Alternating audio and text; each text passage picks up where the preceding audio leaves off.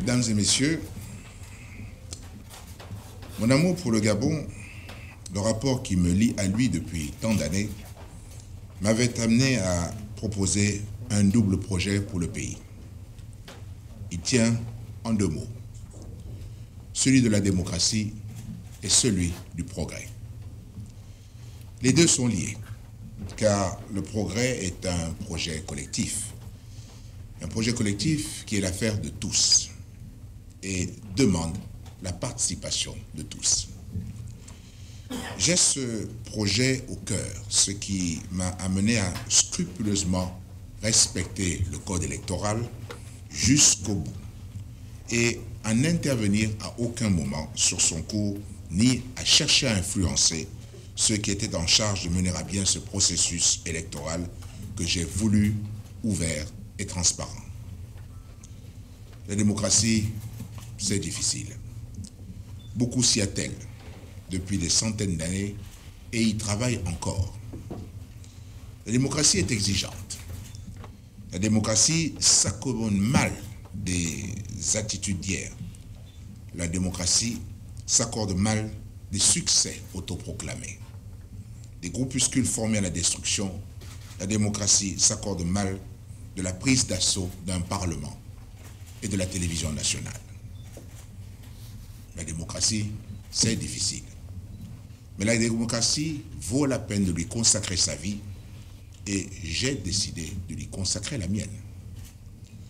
Les élections ont rendu leur verdict. Et je sais qui a gagné et qui a perdu. Qui a gagné? 1 800 000 Gabonais avec qui nous allons progresser ensemble. Qui a perdu? Un groupuscule dont le seul projet était de prendre le pouvoir pour se servir du Gabon et non servir le Gabon. Mon projet, c'est la démocratie pour le Gabon, pour que nous puissions amplifier le progrès pour tous et pour chacun. Je voudrais exprimer ma grande tristesse devant le décès de certains de nos concitoyens. Ils sont morts victimes d'un climat qui a mené à cela. Ils ne sont pas morts à cause de la démocratie. Je voudrais également remercier les forces de l'ordre.